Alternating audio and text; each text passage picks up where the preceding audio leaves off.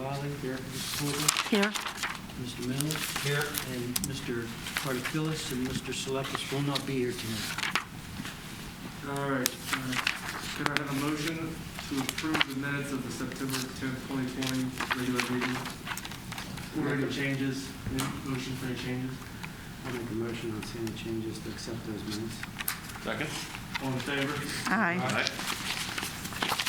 Any reports or correspondences? No.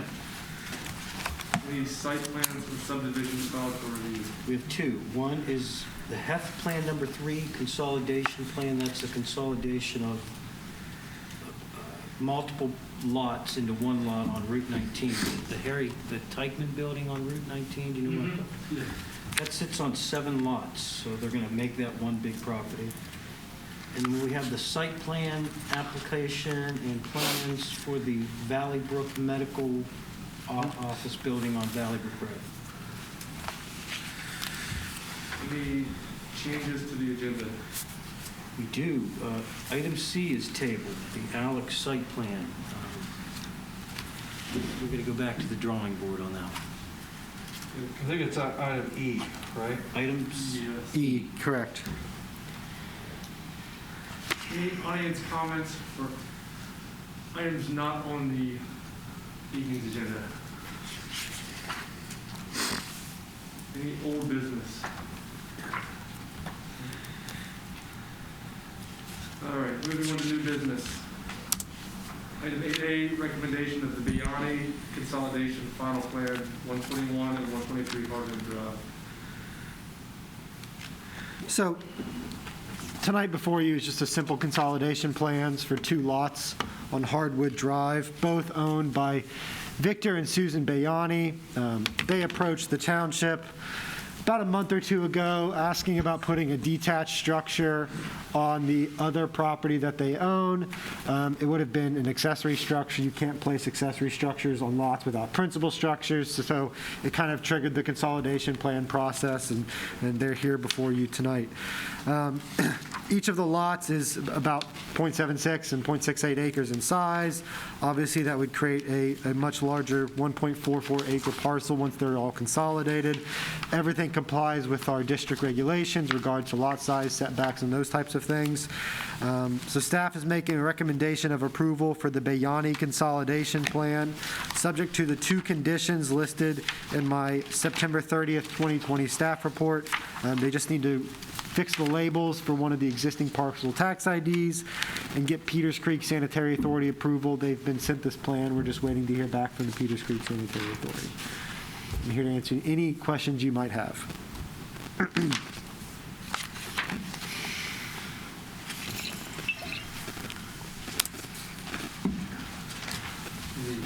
additional questions? All right, can I have a motion?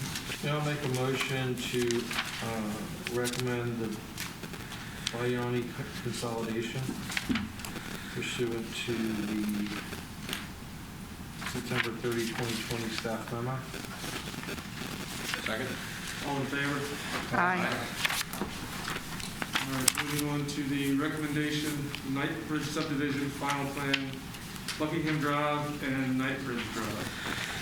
So there are a couple of lots kind of spaced throughout Hamlet of Springdale Phase 4, 5, and 6 that are looking to do amongst the 6 of them a number of different lot shifts to resolve some existing deficiencies and create some additional space for future homes on other lots.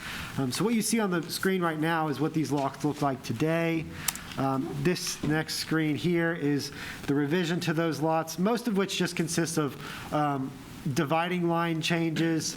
For these 2 lots here in particular in Hamlet Phase 4, there were some driveway issues in regard to how close they were to the property line. On the lot in the middle of Buckingham Drive here, they're proposing a house that needs some additional lot size for lot coverage purposes. So the shifting of the lot lines will help to create that additional lot size to allow for the home. And then it's just kind of making up the difference throughout for this lot, and then some additional lot shifting on the other lots on Knightbridge Drive. As it stands today, under the proposed plan, all of these lots will conform with our lot size regulations for lot width, lot size, setbacks for principal and accessory structures, so there's no issue with any of these proposed lots as they're showing on the plan. So staff is making a recommendation of approval for the Knight Bridge subdivision, subject to the conditions again listed in my September 30th, 2020 report. Washington County Planning Commission for approval, again, Peters Creek Sanitary Authority approval, and just some notations to be addressed on the plan itself. I'm here to answer any questions you might have. And just to reiterate for the folks at home, we're not creating any new. No, there's no new lots being created as part of this. Nope. Right. Just all existing lots.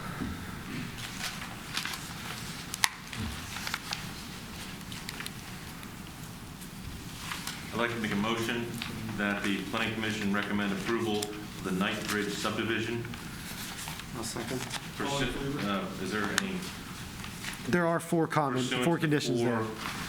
staff recommendations identified in the September 30th, 2020 memo? Second. All in favor? Aye. All right, moving on to the recommendation for the Sugarbrooke final plan, Sugar Camp Road.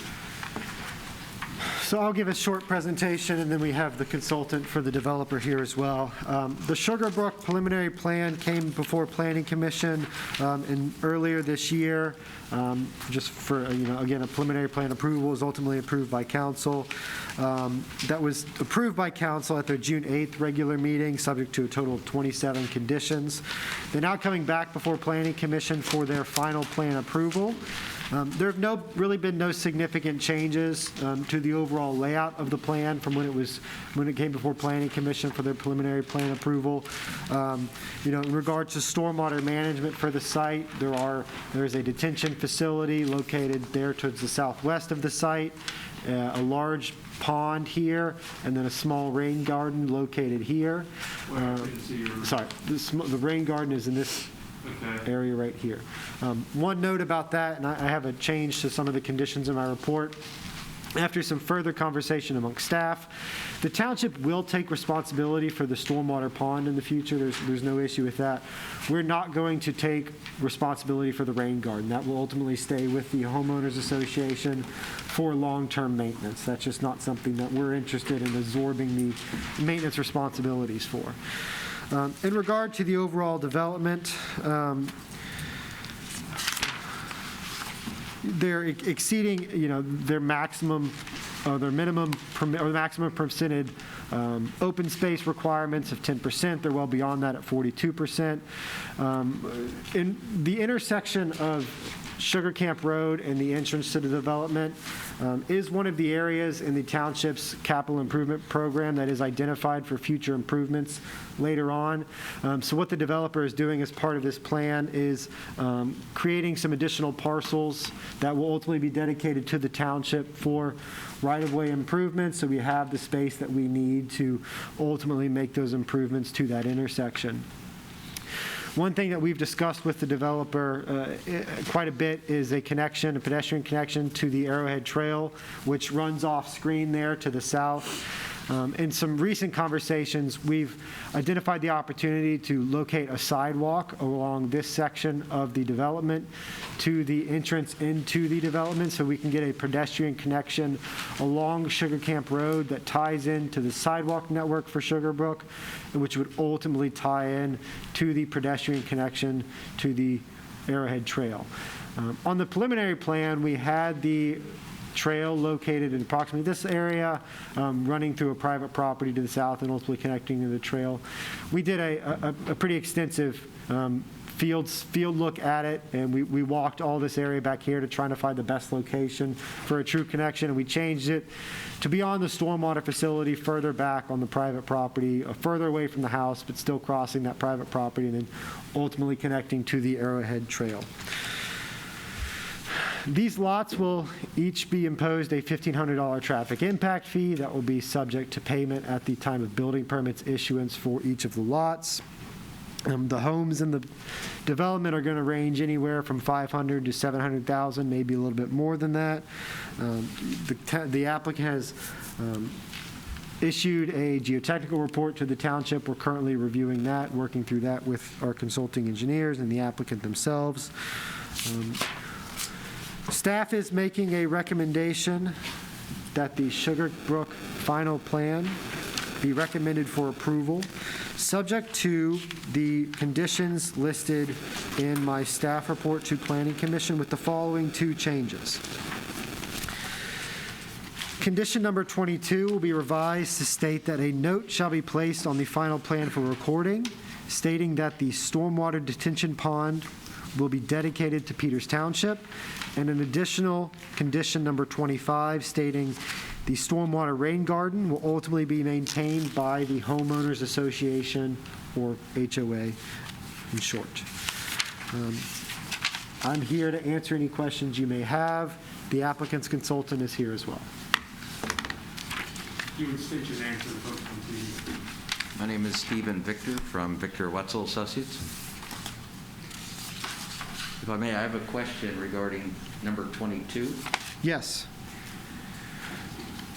Would you like us to then create a parcel for around the storm detention facility, or will the easement suffice? The easement will suffice, and it will only be the facility itself, not the surrounding grounds or landscaping. Okay. Yeah. No problem, so yeah. I won't change it. Yeah, easement's totally fine. I would like to point out one item, that it's a event that will occur immediately after the recording of the plan. Mr. Asti owns this property right here. Correct. And Mr. Asti was who we negotiated the trail access, and he's agreed to place an easement. But in exchange for the easement, he would like to take ownership of this parcel, because this is where his driveway comes in. Yep. If you look on our plans, there is an easement shown on the drawing right there that he has anyway. And we would just as soon give him fee ownership of his driveway and that property, because he would like to landscape it as well along that driveway. And so we are in the midst of preparing a subdivision plan and the piece that's being carved out that would be given to him comes out of what's known as open space parcel, I believe it's D. It's either D or E. Yeah. And so what we will do is we will present and run back through a subdivision plan, Carving off that piece. carving out that of the open space. The reason I bring that up is sometimes, well, first of all, we have an excessive amount of open space. Right. So by giving it to him does not hurt. You're certainly not brought under that threshold. Right. Correct. But what I wanted to be more concerned about was that sometimes there are restrictions that there is no further subdivision of the open space parcels, either in our own covenants or by your action of your vote. And we just want to make it perfectly clear, we're quite happy with that for the other open space parcels, but that we be given the right to carve out this portion for Mr. Asti via a subdivision through your municipality. I don't have a problem with that. I don't know if you guys, and you don't want to do it as part of this final plan for Sugarbrooke. No, what's complicated, and we had a very detailed conversation about that today, was that if we were to carve it out today, what we'd be carving it out is out of the entire property. Correct. That Mr. Rothar owns, and it's owned by 2 Rothar individuals. And it would be very clumsy of them and difficult for them to be able to carve that out of the property, because they're not part of the agreement. It's really Sugarbrooke who's carving it out and giving it to him. So our intention is to bring back you'll file it next month, a subdivision plat, and that as soon as the Sugarbrooke developer records this, they will then be the owner of parcel, that open space parcel, and then it will, and then so the applicants would be Mr. Asti and the Sugarbrooke developer. So it just makes it so much cleaner and simpler for purposes of that time sequence. And the timing on it will be such that it will have transpired long before, we're recording, long before we are selling lots in there. So all of the buyers in the public offering statement will see that the open space parcel is the revised open space parcel, not something that they'll be taken out of, because otherwise it complicates it. They have to be co-signers to it and then blah, blah, blah. So I think it'll go much smoother under this process, and like I say, we're prepared to file that with you for next month, and just, again, want to just give you a heads up on that. That's good. Planning Commission may have some comments on that, but we'll incorporate that into our report with council so they're aware of what's happening. Yep. And that's all part of the negotiation to establish the easement across his property. Correct, the trail easement across Yeah. his property. And did you guys talk about how wide of an area you're talking about there? For his driveway. his driveway, he currently has something approximately here. He goes over the creek just slightly, and we're going to push it back to his side of the creek so that he doesn't own on the Your homeowners side of the creek. association side of the creek. Okay. So there's a slight adjustment, but it's pretty much the same area that he currently does have under easement. He'll just now have it under fee title. And it's less than 1.9 acres, which, is that correct, Seth? We're over the open. We have 1.9 to work with. They have 11.9 acres of open space, I know, but What's required? and they're only required to have 10% of their gross tract acreage as open space. So they're currently at 42%, so they'll be well within there. Just a quick question on the trail connection. I can see that that's graded in. I mean, you'll be constructing that with a part of this project? Yes. Gotcha. And it looks fairly steep, but obviously you're dealing with the topography, so.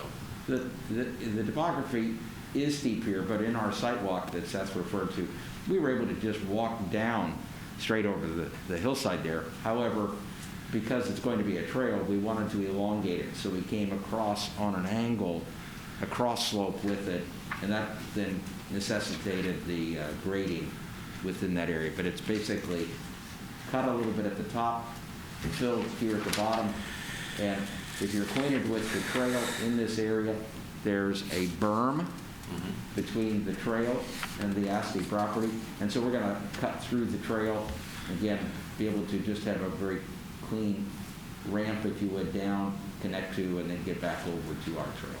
And that trail will be wholly on the subject property. It'll be owned by, when you do the property swap, it'll be owned by this particular plan, the HOA. No. It'll still be, Mr. Asti owns this. He will additionally own this. So this is a recorded easement that is on the Understood. private Asti property. subdivision. So we'll be recording it as part of the Asti subdivision. Correct. And then the operation and maintenance of that will be by the HOA. Township. Township? We're not quite sure on that yet. It'll be an easement to the township. Got it. Public access. Maintenance, we have not worked out yet. Okay. The reason why I'm asking is the steepness of that, along with, you're going to have stormwater discharging across that path. You're going to have erosion on the sides. It's going to be a challenge, if you will, to maintain. So,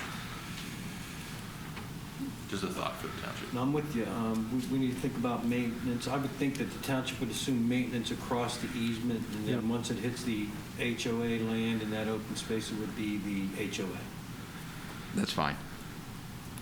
Steph, out of curiosity, you mentioned that the intersection of this has been identified for improvement. Yep. Has it been discussed what kind of improvement? It has been, there have been some conversations about that. we kind of came to the conclusion that our identified potential best solution are just some left turn lanes to alleviate some of the stop traffic going along Sugar Camp Road, and that's why they've been helpful enough to dedicate those parcels of land to give us the right of way to There's a do stop so. sign right now coming off of, is that Brookwood, yes. Yes. Yep.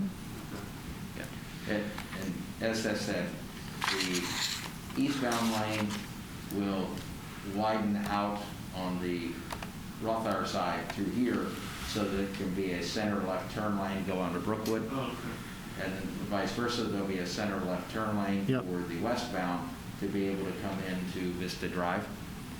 And we have given the right of way, and then the sidewalk that we will be constructing along our frontage, we will elevate it just a couple of feet is what it needs to be, elevated from the existing topography so that the ground where the widening will take place will be, the sidewalk will be ready to receive that widening. And that was critical to us because, and this is not the most recent plan, but we have all this landscaping in here. And so if the sidewalk moved and the landscaping, and then all these people who bought it with that landscaping would be Right, impacted. yeah. So we will grade it out to accommodate the widening, even though that widening may be several years or longer away. But we want to make sure that the sidewalk and all the plant material can stay when the township wishes to initiate the left turn. Yeah, because I was thinking you might have a lot of unhappy buyers back there if you had that nice, Right? Yes, that nice buffer, and then all of a sudden It's gone. construct a turn lane in the backyard. correct. I think we've, Essentially. That was a big concern from the Yeah. developer, and I think we've successfully worked through that Yeah, conversation. Sounds like it. In regard to the stormwater management, and primarily because the township will be taking over the basin, has there been infiltration tests completed in the basin? Are we under a standard or MRC method for stormwater management? MRC. MRC is a modified release concept that you don't have infiltration. I ask because Yes. very close to the natural water course there should be a high groundwater table perhaps. Yeah, infiltration testing was done. KLH is our engineer. They did all of that work, so I don't know the specifics of it, but yes, it was part of the permit, part of the testing that was done for that site. And I ask because the NPDS permit is a Issues with that? stipulation to the request, so that has not been approved just yet. It has not. It has been submitted? Yes, it has. Okay. They need an HOP too from Yep. PennDOT. The reason why I ask is because the MRC method, if there's not infiltration, you'll need to break up the ponds into no more than 3 to 5 acres, and it may change the maintenance responsibility for the township. It's my understanding that they don't release those NPDES permits, or you don't get your HOP until you have the get your NPDES. now? Is that how you understand it? I don't know. Just learned that today. Okay. Usually Just FYI. HOPs are longer than NPDSs, so, They're all taking long. yeah. Every acronym is very long.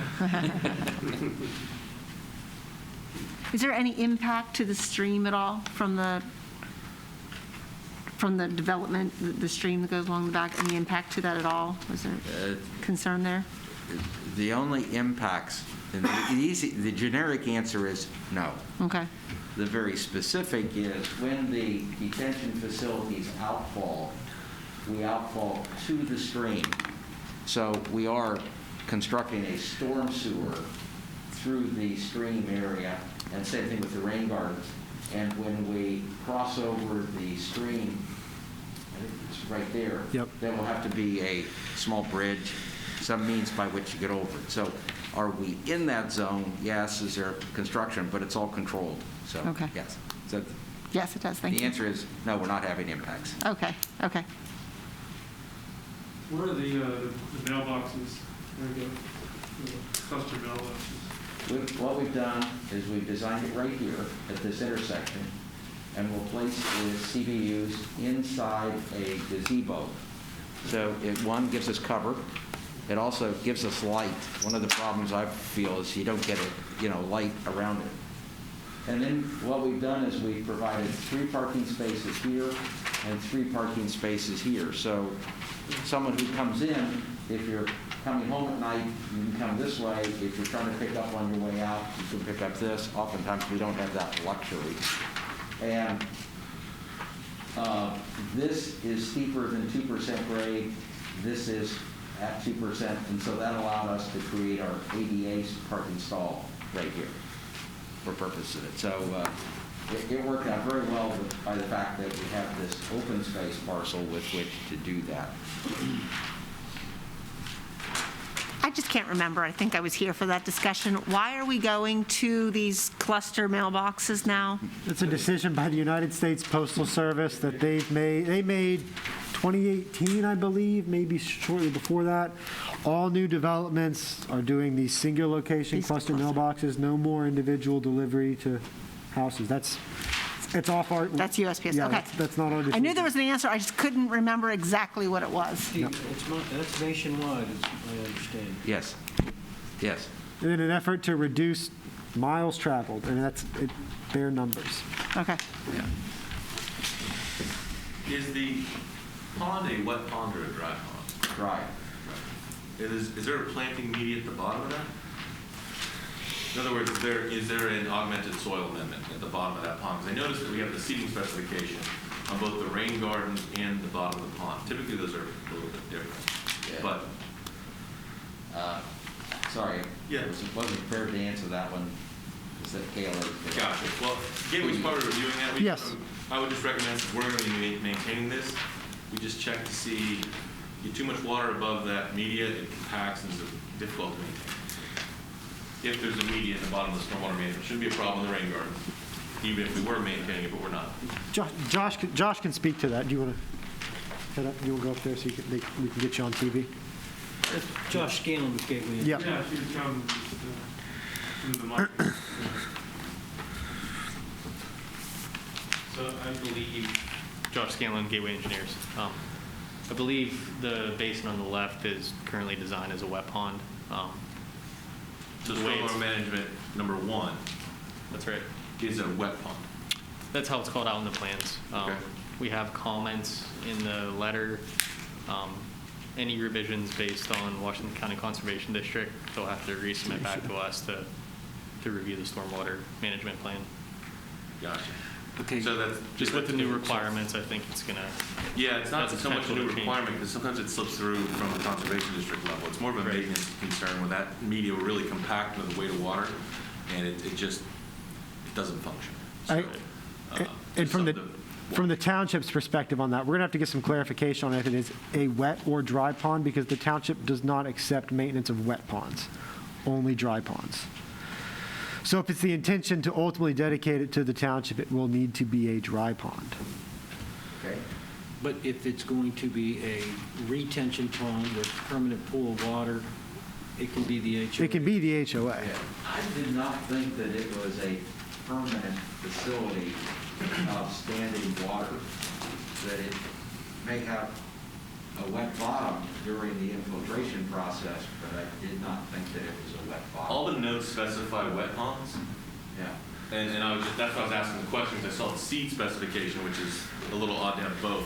So rain garden's a different design than the stormwater management plan. I'm wondering if the terminology is not being properly stated, meaning that, yes, there is standing water for a period, but it is not constantly wet bottom. Josh, It looks to be a wet pond because there's a 4-inch perforated riser at the bottom with a shut-off valve. So there's no orifice below 730.8, so you at least have 2.8 feet of water above the stone At all times. at all times. There's a activated shut-off valve on the other drain, so you can drain it to maintain it, but of course that's a different scenario than a dry pond where you're simply going to observe it from the top and look down and make sure it's clean. And so in regard to that issue, before we go to council, we will get clarification on wet or dry pond and then the associated responsibility for either. Thanks, John. but we need to modify condition 22. Well, condition 22 does say stormwater detention pond, which is Right. dry only. So if it is a dry pond, that note will apply. Okay, We can change condition number 22 to state, if stormwater management facility number 1 is intended to be a detention facility, comma, a note shall be placed on the final plan for recording, state that the stormwater detention pond will be dedicated to Peters Township. So that way, if it is a retention pond, the township's not going to take responsibility for it. Do you have to state that specifically tonight, given that one of the commissioners, Rockford, is it not a wet pond as per the specification?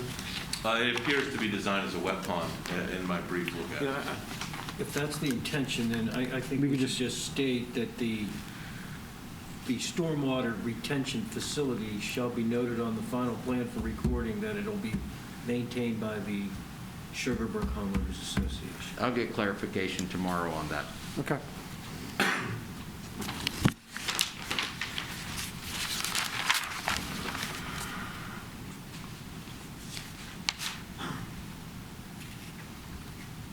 Well, if it's not, then the plans are going to have to be revised, right? Because they say detention. You did- I mean, it would have to go through a revision on the plans, too. The recorded plans say detention facility? These say detention. I didn't look at the recorded plan, I simply looked at the detail. If I'm looking at the right, I'm looking at 7.2. 7.2 is actually the pond, not the rainbow. Storm detention facility easement. There'll be some confusion there. If it turns out to be a retention pond, the note on that final plan for recording will be changed. okay.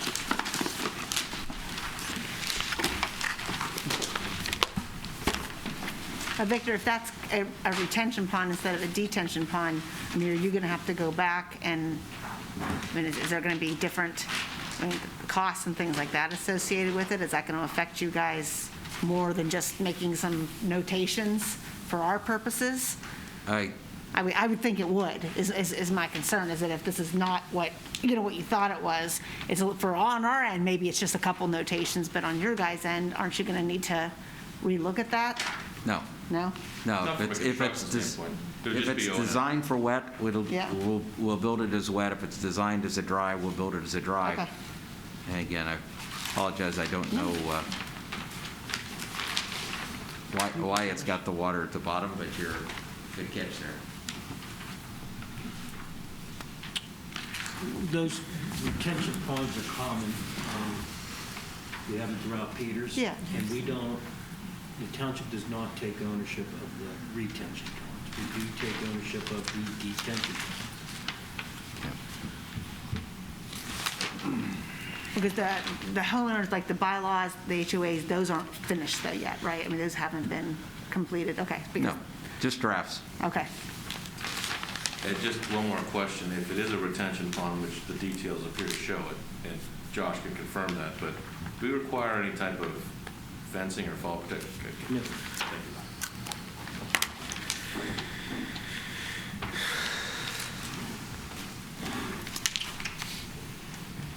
Any other commissioner comments? Wasn't there some discussion about the pathways coming in? And I just want to clarify again, none of these are one-way streets, right? We talked about that at the initial meeting, right? I just want to make sure, just to confirm, none of the pathways are one-way, right? All two-way streets, yes.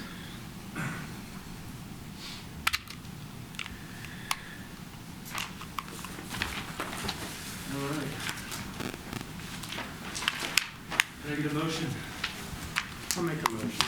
The planning commission recommends Sugarbrooke final plan with the 24 plus 1, 25 conditions.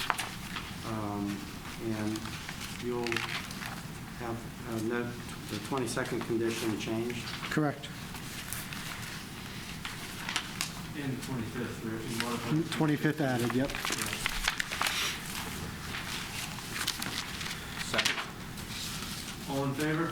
Aye. Thank you very much. Thank you. All right. Okay. Item 8D, recommendation for the Tomahawk final plan, Tepee Road. Back in August, the Planning Commission saw this plan for the purpose of making a recommendation to council on the modification that they needed from our subdivision and land development regulations to allow this first 503 feet of existing private gravel road to remain existing private gravel. The council did on September 14th, did grant the developer the modification to allow that first 503 feet to remain gravel and private. That was subject to 6 conditions, all of which have been incorporated onto the plans and into our planning commission recommendation. Just to familiarize you, this is an area of Peters that is in the northwest corner of Peters, and it is an existing private road, not owned, maintained by Peters Township. The developer is buying, 15 plus acres here, and dividing those 15 acres into 6 buildable lots. I did mention in my report that this plan is being developed over lots 12, 13, 14, and 15 in the Edgebrook Estates plan, which was originally recorded in 1916. So what this subdivision is doing is re-subdividing those 4 lots into 6 lots.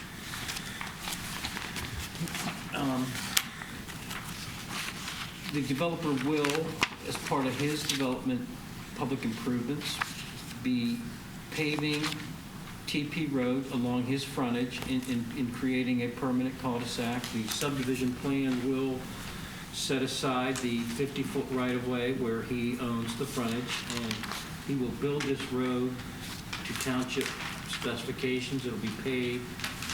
So at some point in the future, if the township is ever in a position to take this road over, this road meets our public road specifications. The lots range in size from 1 acre, this lot right here, and I think this lot is a little over an acre, and then the other lots are fairly large. This is 7+ acres here, and these are 2, 3, 4 acre lots here on the low side. He'll be bringing up sanitary sewer to service these 3 lots from Lariat and bringing a public sewer up through here, and there's the easement. There's already an existing sanitary sewer that runs here that services lots over here on Trail Drive. So that sewer line is in place and will serve these 3 lots on the right side of Tepee. Stormwater management. Part of their construction plans include a stormwater management tank system for capturing all the runoff off of Tepee Road into an underground subsurface tank, and then they'll pipe it over to here, and then it slowly will discharge down to a tributary to Brush Run. As each individual lot develops, there's a condition on Planning Commission report, and there'll be notes and conditions on the final plan that gets recorded that requires that when buyers come in to build homes on these lots, they will submit to the township a stormwater management plan and grading. So each of the lots will have individual on-lots stormwater management facilities. Those can range from sumps to ponds to tanks. There's a multitude of ways that they can deal with on-lot stormwater management. Each of these lots will be subject to the township $1,500 traffic impact fee. There is no open space obligation in this zoning district. When developer chooses to develop lots in the low-density zoning district, which is what this is, and all the lots are over an acre or more, then there is no open space obligation. We talked about sanitary sewer service. It is in the Peters Township Sanitary Authority watershed, so there's no problem with taps.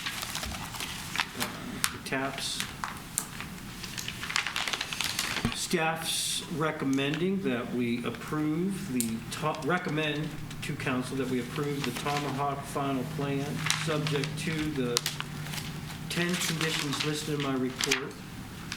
And I did forget one, and I added it this afternoon. Number 11 is that the developer and the developer's general contractor participate in a pre-construction meeting with township staff prior to site work being authorized to begin. That's a standard condition that we place on new subdivision. And it's a very valuable meeting that we have with the contractor. It avoids lots of problems.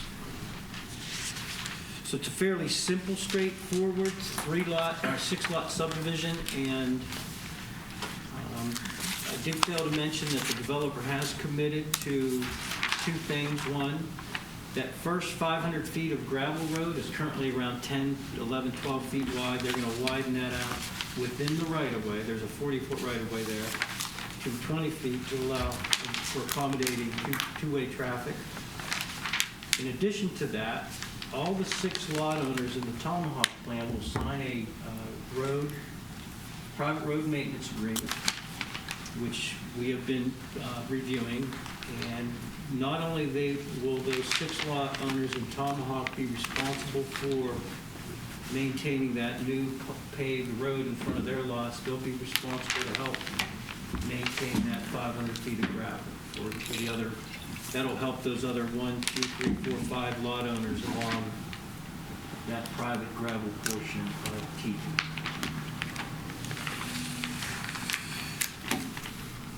The developer's here and the developer's engineer is here.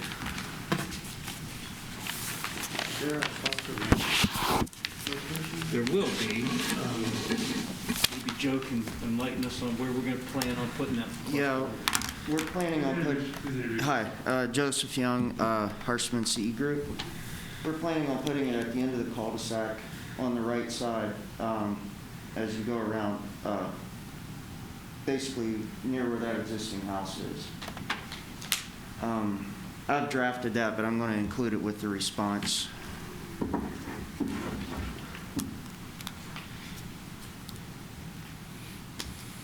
For clarification, shouldn't lot 1 be indicated on the plan, just for notation? It is. They are. Lot 1? On the construction drawing, the note is kind of behind the existing pond over there. You talking about on the final plan for recording? Oh.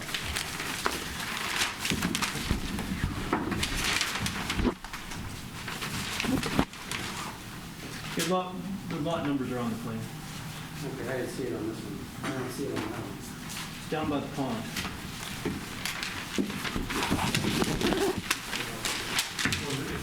That's the water line, so I think it's on the, Oh, I see it on that. Will it be on the right-hand side of the road or the left-hand side of the road? We were thinking the right-hand side, so In front of lot 5, then? yeah. With the relatively low traffic, we weren't going to dedicate an extra parking space and just allow a car to park in the cul-de-sac bulb to get the mail. I don't know if we're going to be agreeable to that. Okay.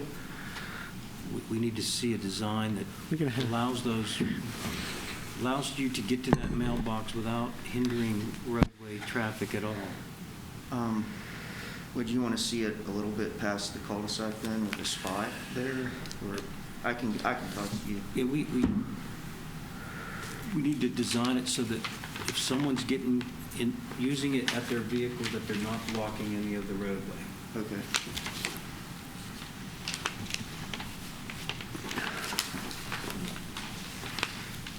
And so the existing house and driveway, the owners there have been consulted and know what's going on and have been worked with? Yeah. Joe talked, but yes, they've been actively involved in this all through the lead-up and development of the plans. Okay. Joe, the developer had a meeting with all the owners up there on his own. Okay. And has been very open Cooperative. and cooperating with them and letting them know what's going on. Okay. And they all came to the meeting when we recommended this and actually supported it. Okay.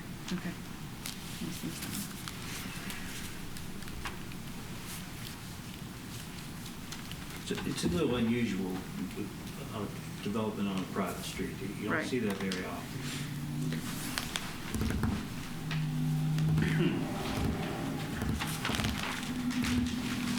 freshwater pond that on lot 1. That contains full. Then we're going to provide on-lot stormwater management system for each of the other lots. Correct. How are we discharging those? We have not looked at stormwater for each individual lot yet. So what you see on this plan is an existing pond that's remote from where we are working, and everything we've provided is just to treat the road itself. Understood. My question specifically is, for example, lot 5. You're going to have drainage running planned east, down the hill towards the pond. There's no stormwater management easement to allow that water to drain through. So is it going to go in the pond? Is lot 1 going to complain that you're discharging muddy water into my pond? Are we going to have an issue where we have a stormwater management easement to get water from point A to point B? I'm just trying to look, I mean, frankly, there's no discharge for lot 4 that I'm seeing. There's no storm sewer there, so maybe behind the road, trying to leave you specifically the eastern side where there is no storm sewer that you could conceptually tie into. Yeah, so the only storm sewer system we've designed specifically for this is on the road itself, and everything, we're basically at the top of the hill. So all of those lots fall off below that. Everything we're designing is going to be on the back side somewhere. And it may not even be us. It may be a different engineer altogether. But that'll be submitted as a completely separate plan to be reviewed. We haven't looked at those drainage patterns per individual lot basis. So if I buy lot 1, which I probably can never afford lot 1, but if I were to buy lot 1, I don't want anyone's stormwater coming across my yard, period. You are then up brush run, so to speak, as far as drainage. You can't get there. So it may create a problem for you down the road. So if we're approving here tonight a subdivision plan that has easements on it, we got sanitary easements, that's kind of where the water wants to be. You may need to have an easement along there for stormwater management, otherwise you're kind of parceling these out. Maybe I'm not, maybe I'm wrong. Maybe I'm not. Don't we normally, as long as it shows that less water leaving the lot, then You do. we do them all the time? We do, but I think Rocco's Rocco's a bringing up a good valuable point here. No matter what type of facility you It's going to have to create- discharge somewhere. Right. Which has to be an adequate outflow, which can be a level spreader. It's probably not a problem today, but I think that it may be something worth considering to address ASAP.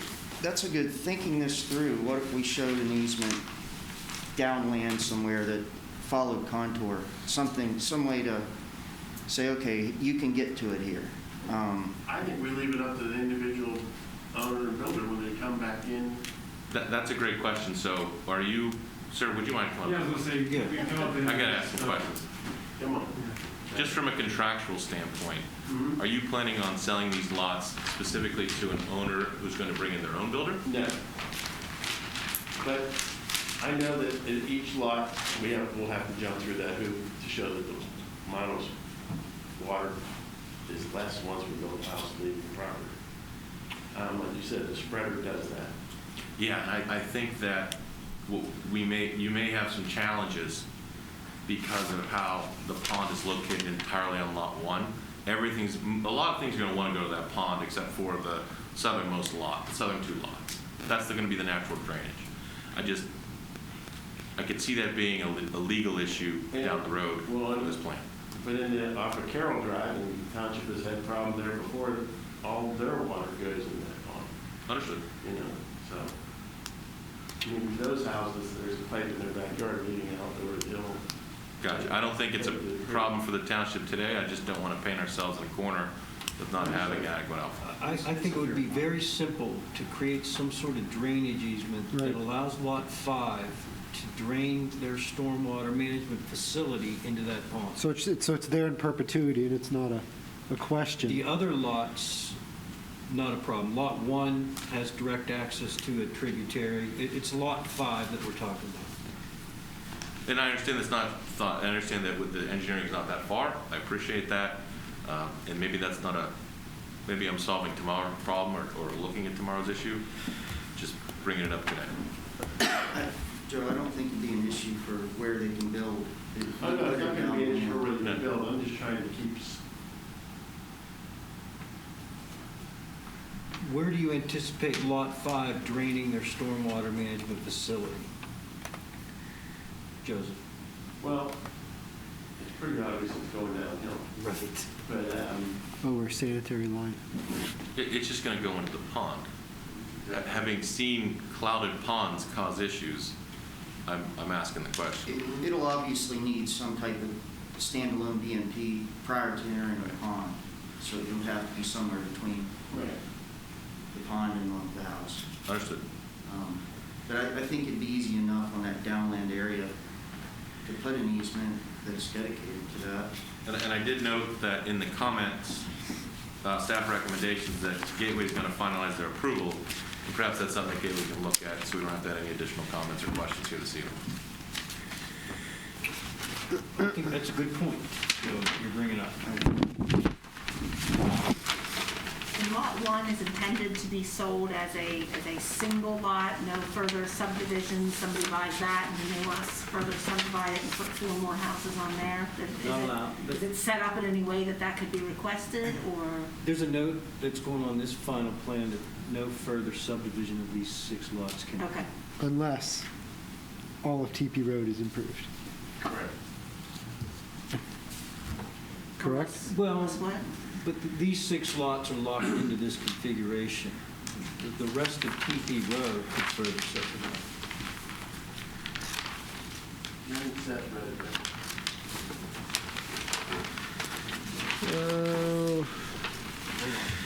Condition 7B, this was from the modification. No new lots created beyond the 6 lots within the Tomahawk plan of lots without the remainder of Tepee Road being paved to township specification. That's the note on the final plan. So it could be further. Could be, subdivided. but the remainder of Tepee, all the way down to Moccasin, would have to receive that upgrade to township spec. And then the township would accept the road, or not? Potentially. It would be an option. Is the frontage and whatnot available along Lot 1, that could actually I'm looking at that. be further It subdivided? may be. or- How wide is Lot 5, or Lot 1? Do we know that, Joe? It would be on the plan for recording. It's not shown. Okay. This is 50. Probably 170-ish.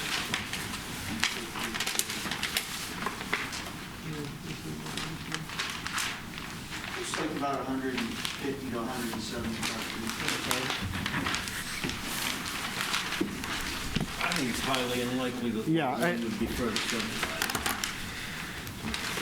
And that, especially when you consider where a new home may be located. I mean, if they put a house right here, you're really gonna limit any opportunity for, sorry, I should have highlighted, right there, if you put it, dead in the middle of the lot frontage, Right. it's gonna limit any opportunity for further subdivision. Is there a reason that I'm just curious, is there a reason that the unless language was then put in there? I mean, obviously there was a reason that it said there would be no further subdivision unless, the rest of it's paved. Well, we Is there a have- reason that the unless was included? Yeah, I mean, we don't allow subdivision to occur on private roads that aren't approved to township specification. That was the main reason. for the Right. condition. But we're still leaving it open though. We are.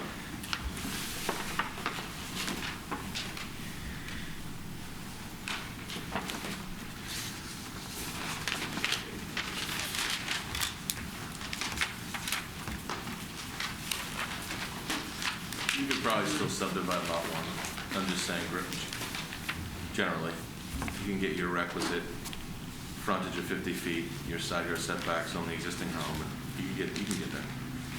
100 Well, the minimum frontage For just is LT. 100 feet. Oh, I apologize, and I'm incorrect. Unless you're creating a flag lot, Right. then it's 50. So I don't anticipate Lot 1 being further subdivided. So it's 100 is the required frontage? Yes. Unless, what was your unless again? Flag lot.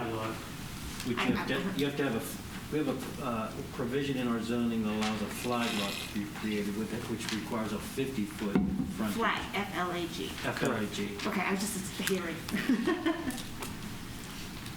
Okay.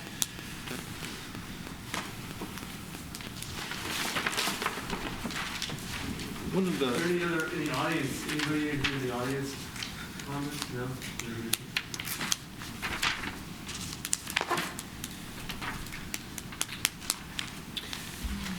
one last thing, the stormwater management facility for the road is going to be owned and maintained by the homeowners association. That's it. That's being incorporated into their maintenance agreement and their private road responsibility. So then do the existing homeowners have to be a part of that No. HOA? Okay. No, they do not.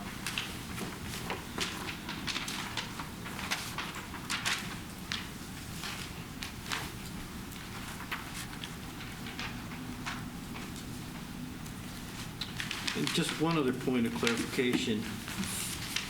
Lots 2 through 6 are obligated to pay the $1,500 traffic impact fee. Lot 1 does not because it has an existing house on it. Forgot to mention that.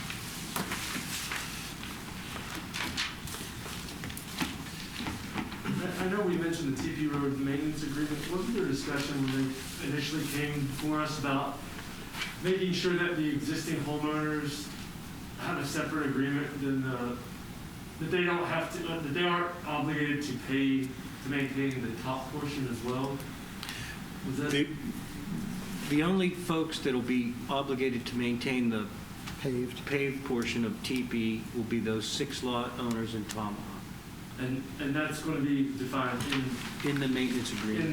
the agreement. All right. Yes. Separate from the, there's an existing agreement, right? I don't think there is. Oh, I thought there was. I thought There is not. Oh, okay. Right. Good. That's fine, as long as it's addressed in the agreement. For some reason, I was under the impression last time that there was already an existing agreement.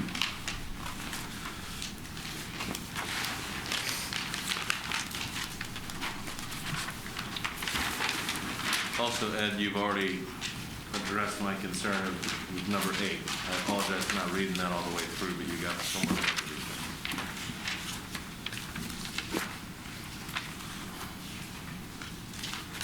Well, It was a little bit doesn't different. really address your comment. That's for that pipe. Can we zoom in on that? Yep, that's for that pipe right there. where that Oh, I dis- got you. That's discharging the water out of the stormwater stormwater, management got it. tank. They forgot to include an easement on the There's no plan. easement there for that pipe, and then there's no easement to let that water go through those lots to get to that tributary, so we need a storm sewer easement and a drainage easement. I also think we need a drainage easement on Lot 5, I think. Yeah. We can discuss that. Yeah. We've drawn that on the revised all the way down to the stream. Yep. I think I know what you want. I was going to make the rear of Lot 5 an easement and have that run back up to the road along the lot line between 5 and 1, so somebody would have access to get down to it.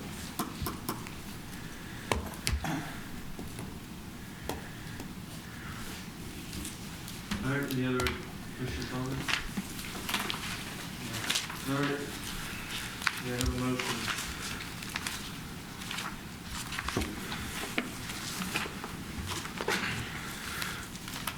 I'll make a motion that the Planning Commission recommend final approval of the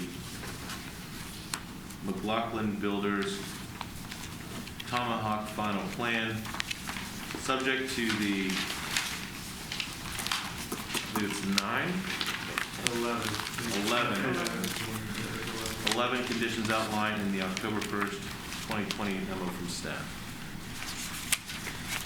Should we add and the additional, that Ed identified, the additional comments I regarding think that may easements? need to be reviewed by the township engineer prior to.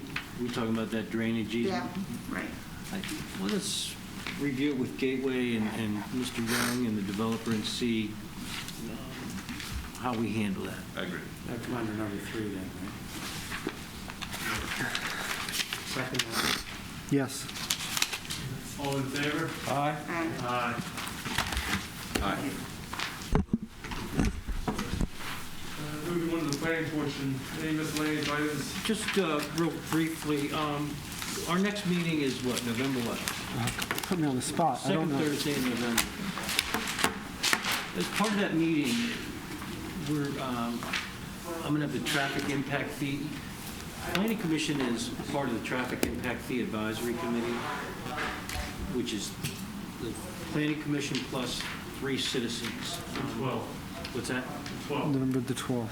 November 12th. Is it November 12th? So we'll have a short meeting, we'll keep the agenda short, and then after we get done through the Planning Commission items, we'll have a report in our docket for you guys, and we'll send it to the Traffic Impact Advisory Committee, other members. We're going to update our Traffic Impact Fee Capital Improvement Program, which lists all our projects and target dates for when we want this done. And we're going to look at maybe determining whether or not our PM peak hour, $1,500 per PM peak hour trip fee needs to stay where it is or be changed. Just FYI, as part of that meeting, we'll be looking at traffic impact. Mike Mudry will be here, he'll write the report and he'll guide us through that process. The numbers still the same? The non-planning commission numbers still the same for the traffic impact fees? Yes. That's all I got. All right. That's it. The adjourned.